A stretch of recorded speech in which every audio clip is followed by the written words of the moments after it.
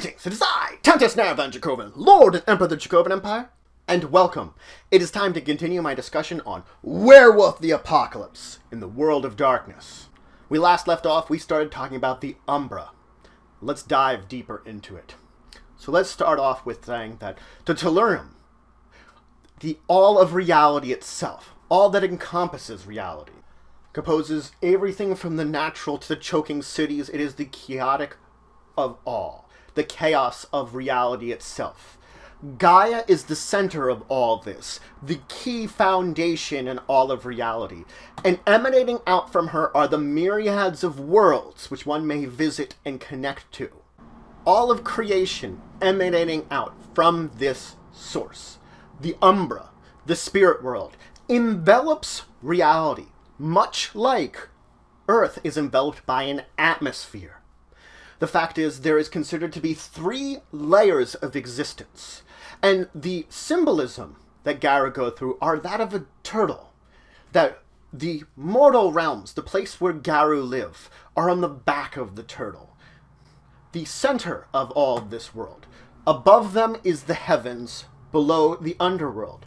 The heavens, strange place of astral beings, where no garou can touch, though it is said that some human mages are able to access this level and dive deep into this heaven above.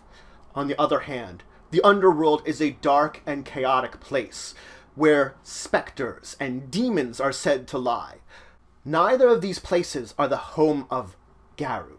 Garou are on the back of the turtle, riding along on this existence as they go. The Umbra is in a way a guiding principle, a healing principle, something that is pushed forth into minds to explore and to understand for a garou, to dive deeper into and realize more about themselves and the connections of the world as a whole. It is the exploration and the diving deep into the spiritual nature of themselves which oftentimes drives them to the greatest beings that they could be. Truth from these spiritual forces are important. Now, as I've said, there is the 3 layers, and they are said to be connected through a great tree, in a way. The tree of creation. And Earth itself, of course, enveloped, Gaia itself, by the Umbra. So there is this system of connecting heaven, the underworld, and all of reality and the Umbra together. Overlording all this, of course, is the triumvirate. The wild, who put together and created all of the matter and reality, the essence of existence. The weaver, who took all this matter and creation that the wild put together and ordered it into everything we know, into the spirits, into the trees, into the mountains, into Earth itself. And of course, the worm, the beacon of destruction, who would take what is there and break it down into its primal matter in a cycle of creation, construction, and destruction that was for the longest time in balance. Now, there's much symbolism and spiritualism in the ways that garou express history and creationism myths, and it makes it very hard to understand their, in fact, history. I'm going to break it down into its simplest manner.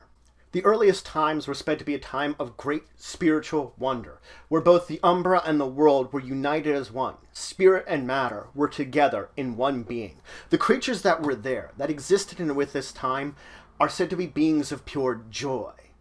They were beings of a nature beyond our understanding, immortals that could be their own beings, could merge with each other, could separate, become 2 beings, but also can discorporate into nothing.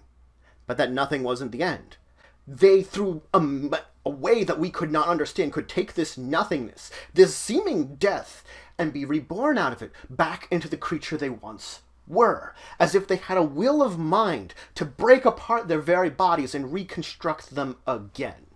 The nature of these beings meant that they had pain, but did not understand pain the way that we feel it. They only felt joy and love for the creation and existence.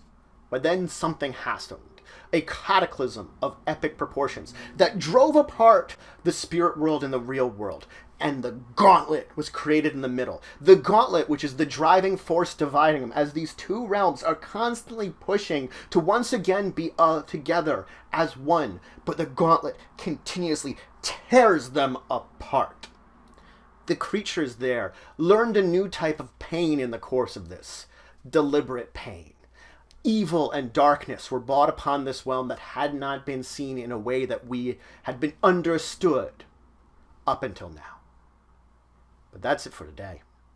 So first I introduced you to some more basics of the Umbra and the garou's belief in it, and the connections to other levels of spiritual reality, into the garou's version of what would be close to heaven and close to the underworld.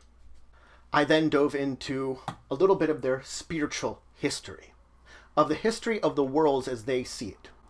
Two worlds as one, and then divided, and the beings that once lived there.